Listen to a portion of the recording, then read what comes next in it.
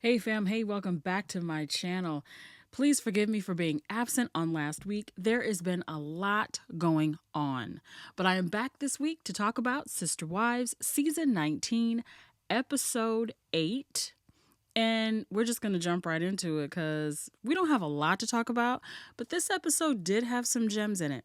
I do want to make mention that instead of doing an actual recap of the whole show, I'm just going to talk about things in these episodes that really jump out at me. Some of them are the quotes coming from the wives or from Cody, and some of them are just moments that I kind of want to touch on because I have a thought. So, if you do want an entire recap because maybe you missed the show tonight, or maybe you just like that style of podcast, there are so many other YouTubers out there who do that sort of thing, and I know I have done that in the past, but I am just going to really stick to those things that really made a difference to me. So, in tonight's episode, we're going to just look at a little bit of those nuggets and talk about some of those things, and we'll do so right after the famous song. Had 4 wives, one is saying, 3 have packed and gone. Kids don't smile upon me, lost my faith in the dawn. Big house feels so empty, lonely halls and broken dreams. One wife by my side now, nothing is as it seems. All right, y'all, we are back. Now, season 19, episode 8, the title is A Wolf in Sheep's Clothing. Now, I have another title for this episode, and I'm going to call it The Sacred Cow. That's what I'm going to call it, because I think that was said about, 2 or 3 times in tonight's episode. Before we jump in, though, let me read what the description of this episode is. Cody suggests reconciling with Janelle, but she flatly refuses when he continues to prioritize Robin. Christine introduces her boyfriend David to more of her children before they head out ring shopping. Now, I'm going to tell you that there was a quote probably said about 4 times in this episode that we're about to jump into, and it's not Sacred Cow. Now, we start out tonight at Christine's house, and as the description says, all the children are over. Well, not all of them, because Gwen is not there, but Peyton is there. And if we remember, Gwen and Peyton cannot be in the same room. Now, I'm going to say honestly that this was kind of like a gang initiation for David because, of course, McKelty says, we are the kind of family that's basically going to expect that you can give and take the sarcasm. And she felt like David did that right off. Well, then Peyton, of course, says tonight, we're probably going to say something to him that is a joking, in a joking manner. And that's kind of the test to see if you can hang with us, right? So when he walks in the door, he calls him Richard. David's like, who's Richard? He's like, well, nobody's named Richard. I just want to call you Rich. He's like, what movie is that from? Peyton's like, I don't know. It was bad, y'all. That was probably the worst joke or the worst ribbing that I have ever seen of somebody. So, of course, she says that some of the kids get along with David and others are,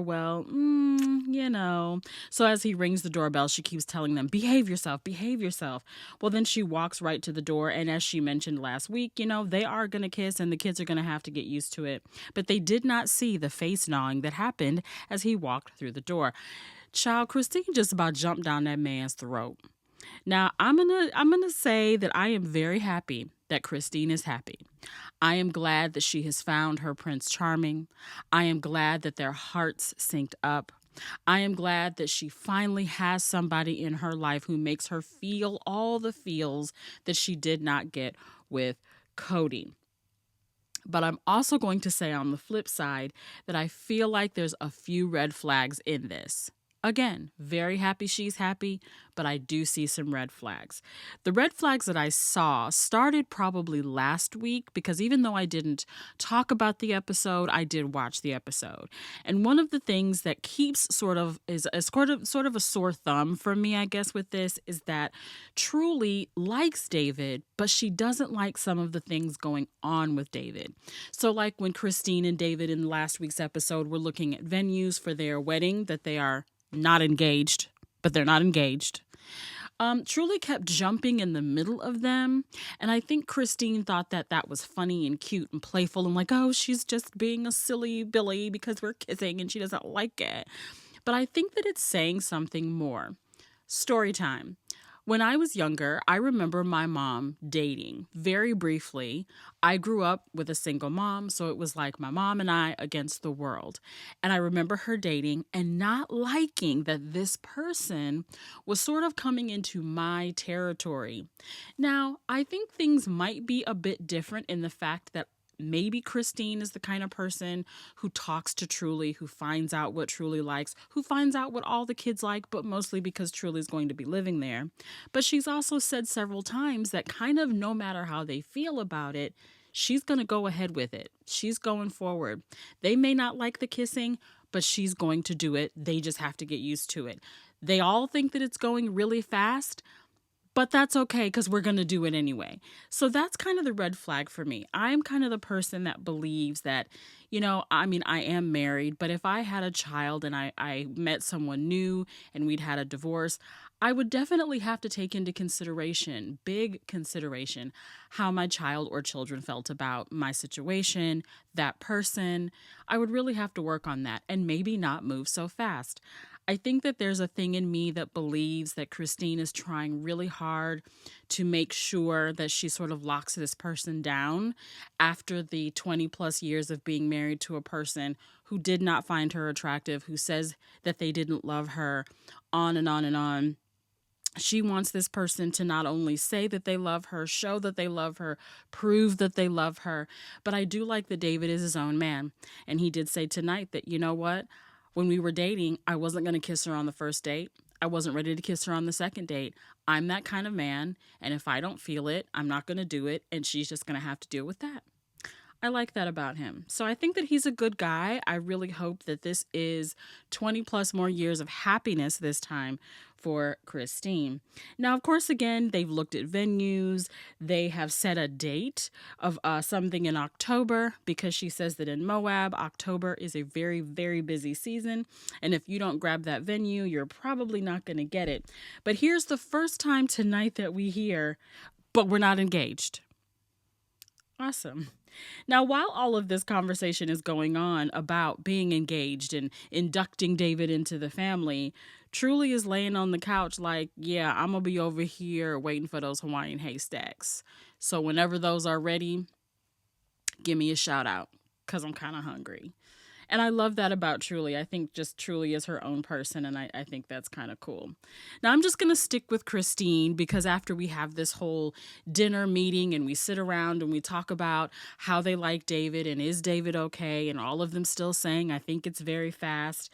We even talk about how she was kind of all over McKelty about getting married so soon. Why do you have to rush? Why do you have to rush and marry Tony? And so, of course, she says they never let her forget that because now she's sort of rushing and getting married to David. But her excuse is, well, I'm old. I'm over 50, so I'm not going to wait, But I think she's more in the mind frame of when you know, and now she understands. So even though they're not engaged, but they've picked a date, they've picked a venue, now they're going ring shopping because she says that David said it's time to go jewelry shopping. And she's like, great, let's go jewelry shopping. And he goes, no, like ring shopping. But she already knows what she likes. So when she gets to the store, if you notice, the jeweler says, I talked to you on the phone, so I already have an idea of what you like. Christine, you been calling the jewelry store, girl. I think you moving faster than people think. You done already talked to the woman about what kind of metal you want, what kind of cut you want. I mean, most women know when they're going to get engaged and they start thinking about the cut of the diamond that they like. I mean, I thought about it before I was even dating anybody. But she done talked to the jeweler, y'all. David don't know. I don't think David know what he got. I think he knows he loves her and she's special and she's his unicorn. But Christine said, I'm going to get what I want. She said one way or another. You know the song, One Way or Another? That song, that's Christine's theme song. Remember they had to pick theme songs at one of the one-on-ones. That should have been her song. So, of course, she looks at a ring and she goes, I really just want mixed metals. And so she ends up picking out a ring that has gold and silver and the marquee cut and some black because David's ring will also have black and she's never had matching rings. And there you go. So then we move on to Cody. and he's doing his couch interview. And we see that he talks about how he doesn't know if Christine's dating, and pretty much, she could have gone ahead and dated as soon as she left. Like the next day, she could have gone ahead and dated. And then we have Robin, who sits in her interview and says that she feels like Cody is living in a very lost place, in a very fearful place. And she has to just sort of realize that he's probably just really fearful that she will leave him also. Robin, we know you are not going anywhere because Cody is your cash cow. Like, you are his sacred cow, he is your cash cow. And if the rumors are true, you have moved on from this huge home that you bought with the other wives' money into an even bigger, more expensive home. Why would you ever leave? You have done what you set out to do, and what has sort of been going all over the YouTube streets. You set yourself up in a place out of survival and what you saw growing up.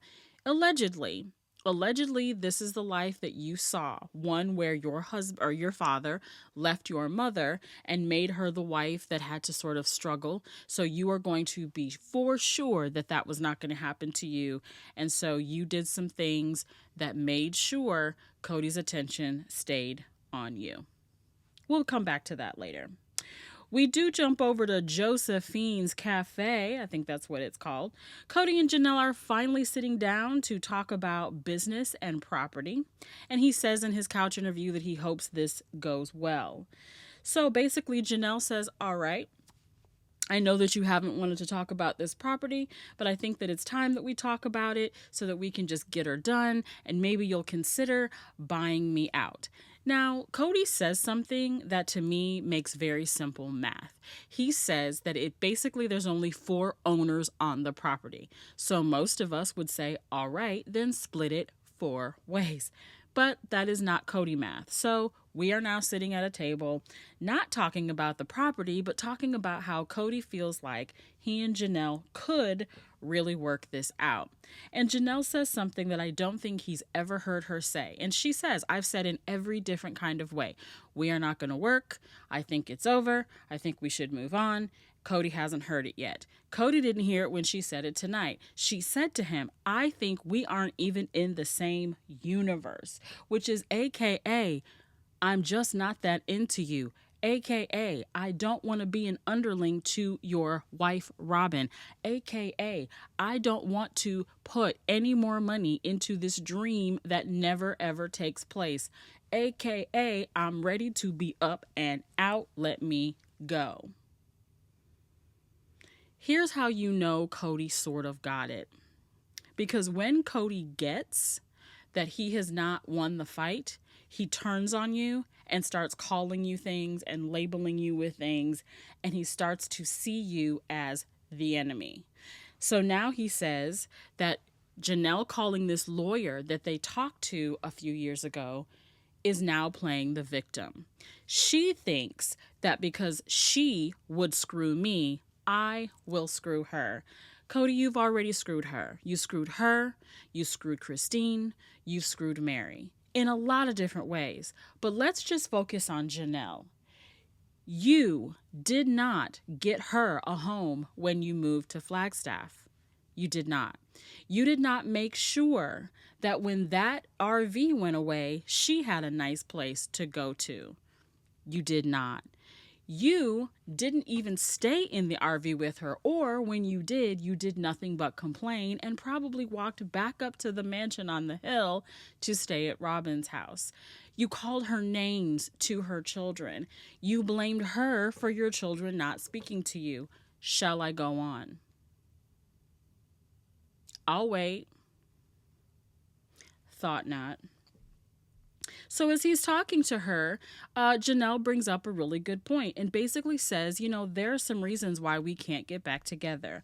And one of them is that I did not feel as important as your current first wife. As she's talking about Robin, he says, don't go down that road. And Janelle rightfully says, see, well, if I can't talk to you freely about my feelings, therein lies a reason why we can't be together. She then goes on to describe Robin as the sacred cow. Don't talk about Robin. Don't say anything about Robin.